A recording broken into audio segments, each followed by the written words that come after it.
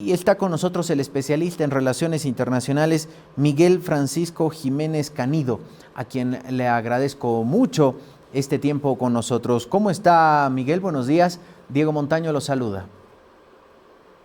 Buenos días, Diego. Un gusto estar con ustedes en el programa y listo para compartir e intercambiar algunos criterios.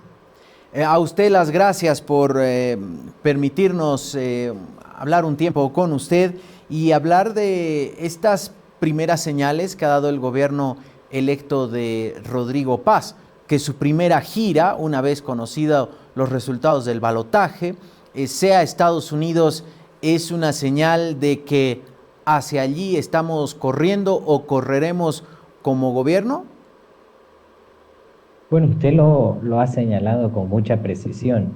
Se trata de señales. En diplomacia las señales son determinantes y claro, lo que podemos ver tras 20 años básicamente de un ciclo político es una reorientación de lo que podría ser el alineamiento que tuvo Bolivia en materia de diplomacia y de política exterior.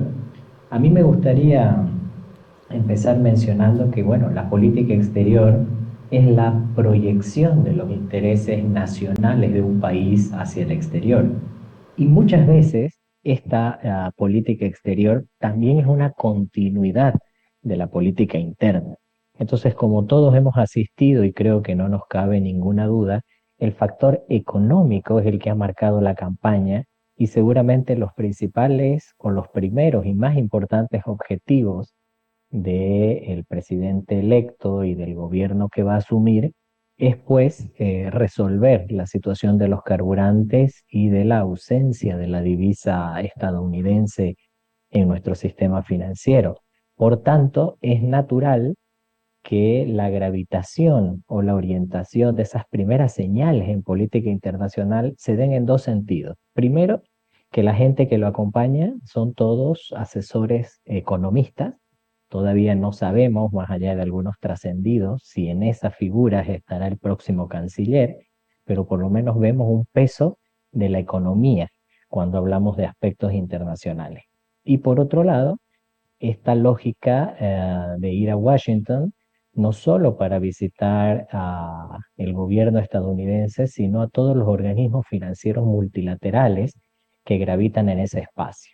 Y eso tiene que ver también en el vuelo de retorno con Panamá, ¿no es cierto? Con el Banco de Desarrollo de América Latina, o más conocido como la CAF. Entonces es natural. Pero también esto coincide, Diego, con un elemento que no siempre se toma en cuenta y es que los sucesivos gobiernos del movimiento al socialismo establecieron también una hoja de ruta que fue, por supuesto, la denominada diplomacia de los pueblos por la vida, sobre la base de la filosofía del vivir bien, y que tenía también una hoja de ruta con cierta temporalidad, que estuvo marcado por la agenda patriótica del bicentenario. Es decir, no solo es el fin de un ciclo político, sino que parece que también es el fin de esta idea de una política exterior basada en la denominada diplomacia de los pueblos. Entonces es responsabilidad del gobierno que empieza a asumir funciones el próximo 8 de noviembre de establecer cuál va a ser este nuevo alineamiento. Todo parece que es un aspecto geoeconómico, a tal punto que también en varias oportunidades el señor Rodrigo Paz se ha referido a que le interesa más tener agregados comerciales que embajadores. Y bueno, las primeras visitas, estos primeros encuentros internacionales están dando fe de ello. O sea que yo podría decir que la diplomacia de los hechos hoy nos muestra una agenda más cargada de aspectos económicos que políticos. Ahora, para nadie es innegable que cuando miramos ya el mapa grande, el mapa del mundo, la geopolítica mundial, sin lugar a dudas, está teniendo un sacudón. Estados Unidos ya no es el Estados Unidos del siglo XX, que tenía una posición de hegemón dominante. Hoy se habla de una multipolaridad, hoy se mira al gigante asiático, hoy se mira a los BRICS. Hoy de repente el sur global ocupa un protagonismo al que también sería riesgoso, así como se acusa que los gobiernos del MAS fueron dogmáticamente cerrados con Estados Unidos, aquí podríamos estar hablando de inversamente lo opuesto, cerrarse, ser dogmáticos y alinearse a Estados Unidos como más o menos lo está haciendo Milei en la Argentina. Efectivamente, Diego, los internacionalistas llamamos a este momento un momento de cambio en el sistema internacional, o al menos de una suerte de crisis del orden internacional liberal.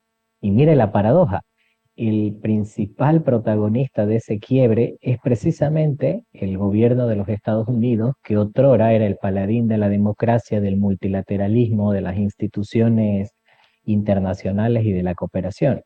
Pues hoy ese gobierno, el gobierno de los Estados Unidos, también giró en su orientación tradicional de política exterior, es un tanto un renegado de estos organismos y de todo lo que tiene que ver con el multilateralismo, y efectivamente sería innegable cortar lazos o no tener una posición muy clara respecto a otros polos de poder.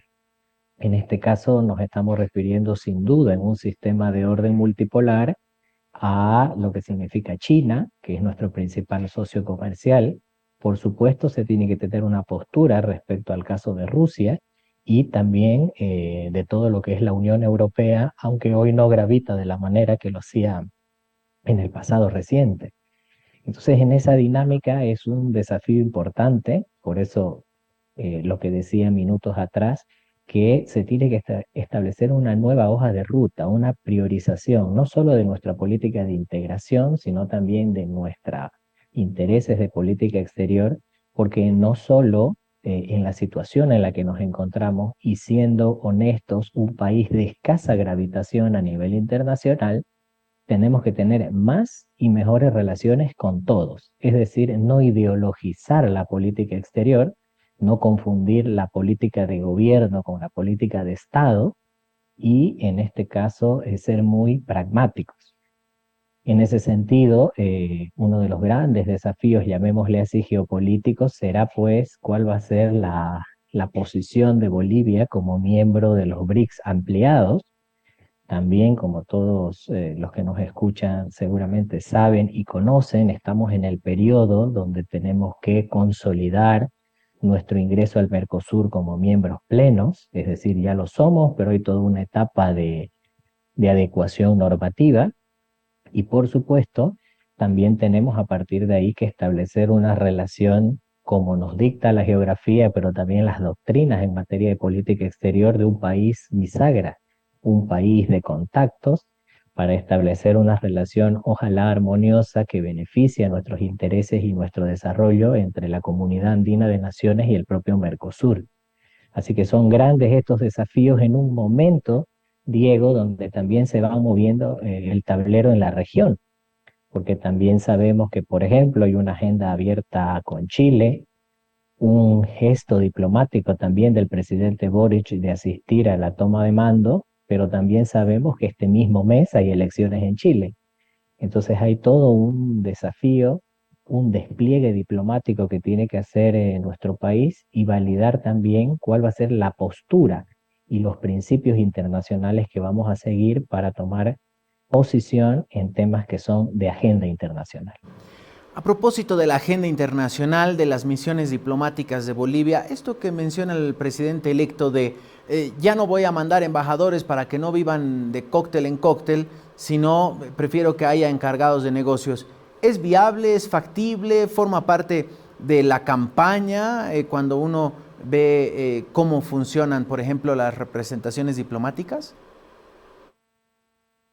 Esbozo una sonrisa, Diego, ante la pregunta porque, por supuesto, se trata más de una declaración política, ¿no?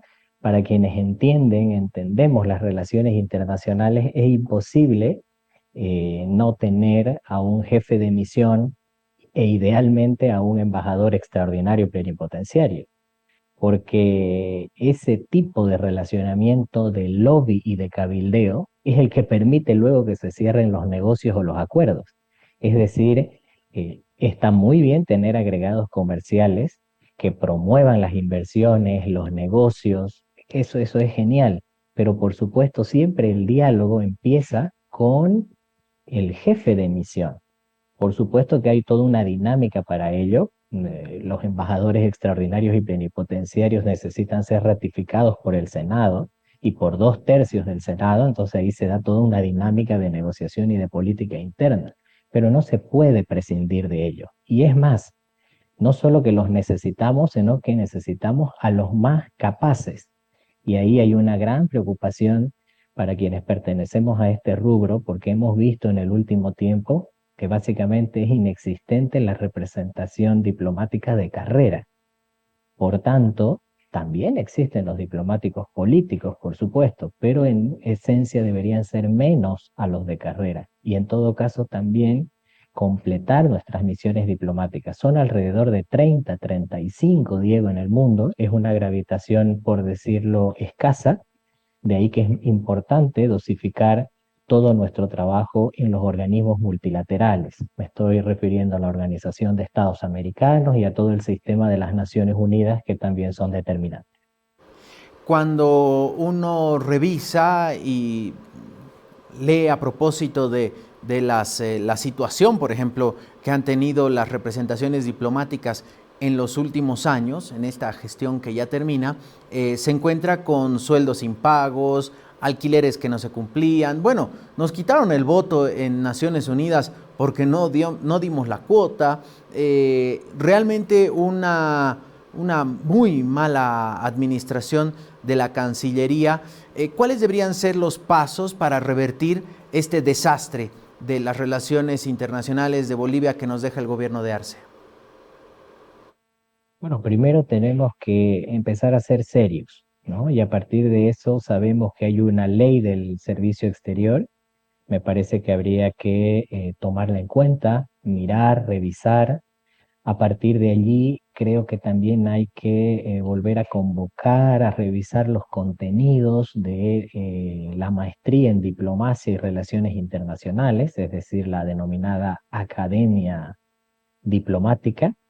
Me parece que es fundamental también incorporar una visión nacional que pueda esta Cancillería y esta escuela diplomática capaz a través de todas las opciones digitales, virtuales que hay, incorporar a los profesionales de distintas zonas del país. Yo, por ejemplo, radico en Santa Cruz, donde están la mayor cantidad de carreras de pregrado, Diego, que ofertan la licenciatura en Relaciones Internacionales. Entonces es un momento para incorporar, para innovar. Y a partir de allí también tiene que haber una claridad, reitero, respecto a cuál es la posición y el rol de nuestro país, tratando de conservar lo que se hizo bien, porque por ejemplo en el espectro de Naciones Unidas hubo una década que yo le llamo de oro, cuando hay un posicionamiento, una presencia de Bolivia importante, pero que la verdad en este último tiempo se descuidó demasiado.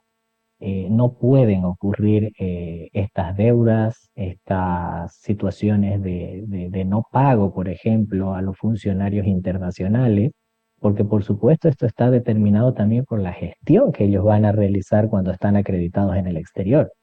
A veces la gente no entiende, pero el servicio exterior es parte del Ministerio de Relaciones Exteriores. Algunos están centralizados, ¿no? En La Paz y en algunos otros departamentos, pero luego el servicio exterior es determinante porque se le tiene que dar las condiciones para todos estos trabajos, encargos que, reitero, son de especial importancia porque probablemente muchos de los factores que nos permitan allanar el camino a la situación crítica que estamos pasando tiene que ver por el entorno internacional, no solo desde la naturaleza económica, sino también desde el lobby y la negociación política. Por eso es que necesitamos gente preparada para cumplir estas tareas y ojalá, ese es lo que auguramos todos, aprendamos de los errores del pasado, no pensemos en que tiene que ser una política de gobierno, sino una verdadera política de Estado. Y a partir de allí tratar de dar mayor seriedad a nuestras relaciones y a los objetivos estratégicos que tenemos. Ahí, por ejemplo, será muy importante el litio, si hablamos de recursos naturales y de un aspecto tan importante como es la geopolítica. Cuando hablábamos de la gira del presidente electo Rodrigo Paz a Estados Unidos, a diferentes reuniones, con el, por ejemplo, la fotografía, esto no sé si nos podría explicar si esto suele ocurrir en este tipo de reuniones diplomáticas o intentar entender qué pasó. ¿Por qué, por ejemplo, arrancó la reunión con Marco Rubio, con el secretario de Estado, el equivalente al canciller de Estados Unidos? Entran, ahí está la imagen, toman la fotografía, entran y resulta que sale con el vicecanciller, con el vicesecretario. ¿Eso suele ocurrir? ¿Es así? ¿Está bien que haya sido el canciller? ¿Da alguna señal que el secretario de Estado sea el que lo haya recibido al presidente electo? ¿Debió ser el presidente Trump o todavía porque no es presidente? A ver si nos puede explicar un poco, Miguel. Sí, tengo la impresión, Diego, que es una señal, ¿no? Como las relaciones diplomáticas entre ambos países nunca se rompieron, hay gente que también se confunde, solo que se deterioraron. Y la señal del deterioro es cuando de manera recíproca se declararon personas non grata a los embajadores extraordinarios y plenipotenciarios de la época. Entonces, desde ese momento hasta hoy, cada una de las misiones diplomáticas, la estadounidense en La Paz y la boliviana en Washington, tuvieron a un encargado de negocios interino, ad interim. Entonces, el hecho de que lo reciba el secretario de Estado es un hecho del estado de esas relaciones, que seguramente nos muestra, por supuesto, que hay una voluntad y una predisposición para normalizar esas relaciones, y lo que seguramente va a ocurrir dentro de algunos meses es que se van a reponer los embajadores extraordinarios y plenipotenciarios. Hay toda una expectativa, es una cuestión, si se quiere, más simbólica esta. Si yo hubiera estado en el equipo del presidente electo, como usted bien mencionaba, es un tema simbólico, solo hubiera mostrado la foto del canciller, no así del subsecretario, que entiendo que es el que va a presidir la delegación de Estados Unidos el próximo 8 de noviembre. Todos son señales y tenemos que ser muy cuidadosos en ese manejo también de la imagen y de la comunicación gubernamental. Es una señal también que mientras el presidente electo estaba en Washington con autoridades estadounidenses y las instituciones internacionales, acá en las instalaciones de la vicepresidencia, el vicepresidente electo se haya reunido con el embajador chino. Realmente me sorprendió porque yo creería que la relación con la República Popular China es igual o más importante que con la de Estados Unidos. Entiendo de todas maneras que ha habido un acercamiento, creo que más de tipo telefónico con el embajador de ese país, pero insisto, acá tenemos que trabajar en una visión pragmática de las relaciones internacionales. Y China también ya ha manifestado que no es una alianza por gobiernos, sino por pueblos, de estado a estado. Y ha mostrado también en otros escenarios, cuando ha habido un cambio de signo político, me refiero a otros países, que la relación se mantiene inalterable.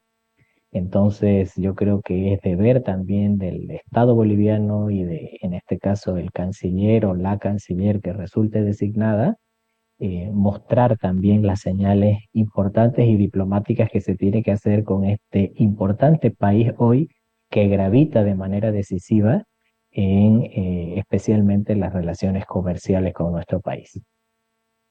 Miguel, usted como especialista en relaciones internacionales, además de, por supuesto, tener esta relación con todos, que ya decía, si usted asesorara al presidente electo Rodrigo Paz, o si de repente usted se convierte en el siguiente canciller, ¿cuál es, o en el siguiente asesor en relaciones internacionales, dónde debería poner la mirada el gobierno de Rodrigo Paz? De repente, ¿dónde hacer su primera gira ya como presidente de Bolivia?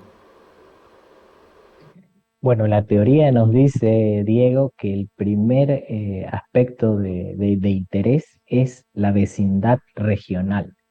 Bolivia en este caso está rodeado de 5 países, entonces yo creo que ahí hay un primer eje o anillo de seguridad, ¿verdad?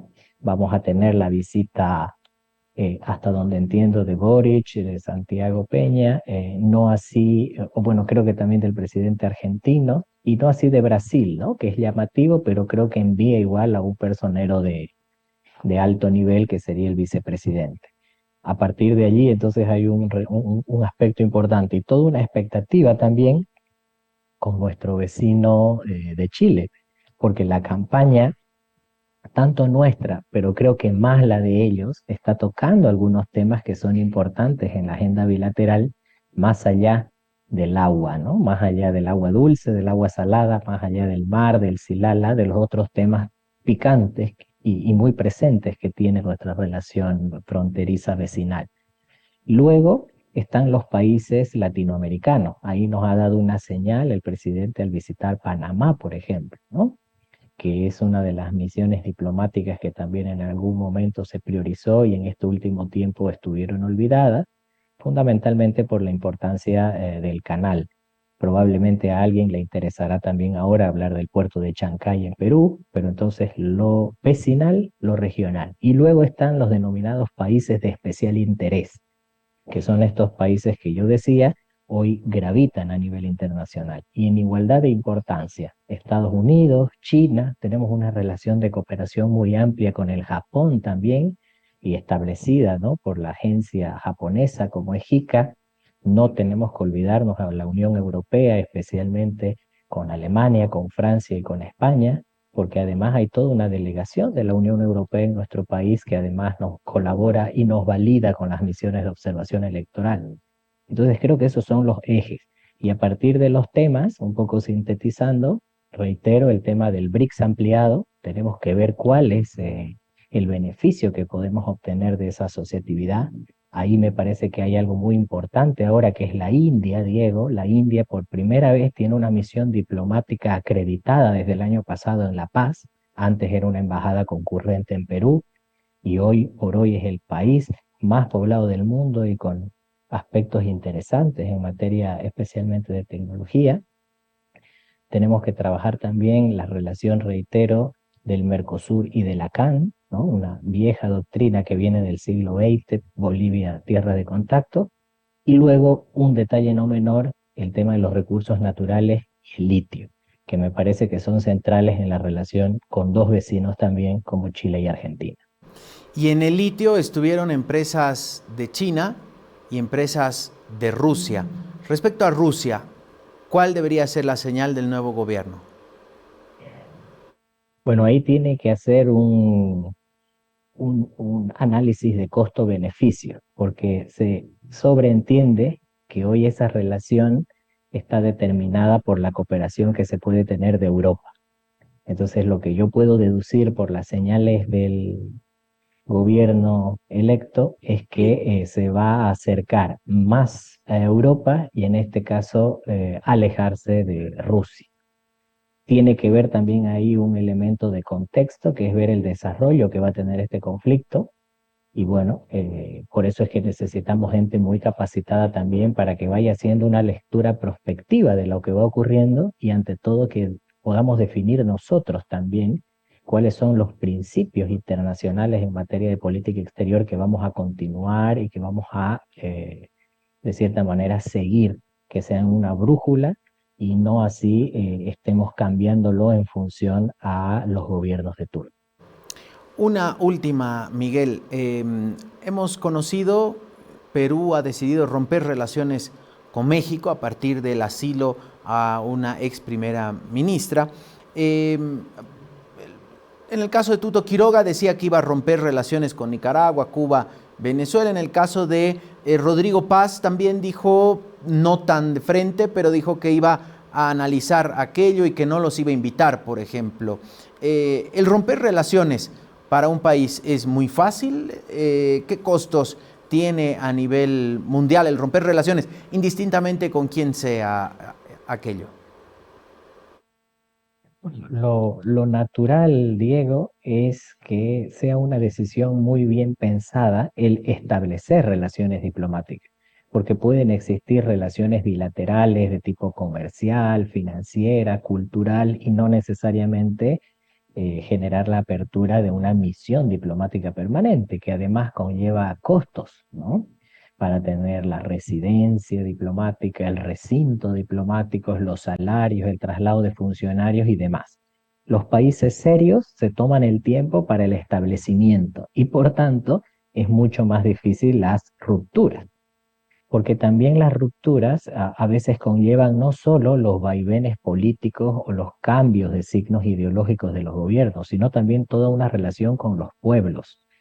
Eso, por ejemplo, es muy interesante en el caso de Cuba. Se podrá tener toda una eh, reflexión, posición respecto al tipo de gobierno que allí está, pero es innegable también los aspectos de cooperación y los puntos altos que tiene y que además, por ejemplo, genera reconocimiento en el espacio de Naciones Unidas, solo por citar un caso.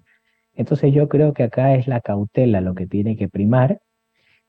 Son otras las prioridades de nuestro gobierno y de la realidad socioeconómica que tenemos. Y a partir de allí lo que se pueden ir dando es señales, señales de enfriamiento de relaciones, de no nombramiento de embajadores extraordinarios y plenipotenciarios, como un mecanismo previo para luego evidenciar si existe realmente la necesidad o el interés de mantener esas relaciones. Miguel, muchas gracias por explicarnos de una manera muy clara cómo teóricamente se deben manejar las relaciones internacionales y las decisiones que vaya a tomar el siguiente gobierno, que entendemos tendrá una mirada más pragmática, no sabemos si más técnica necesariamente, de las relaciones internacionales, aunque Rodrigo Paz ha dicho que quienes van a formar parte de su gabinete van a ser personas técnicas que saben del oficio, no necesariamente actores políticos. Veremos. El domingo sabremos finalmente, se va a develar el misterio. Muchas gracias, Miguel, un placer y hasta otra oportunidad. De igual forma, quedo atento para cualquier convocatoria y todo a la expectativa para un mejor devenir para todos y todas. Muchas gracias, Miguel Francisco Jiménez Canido, especialista en relaciones internacionales desde Santa Cruz,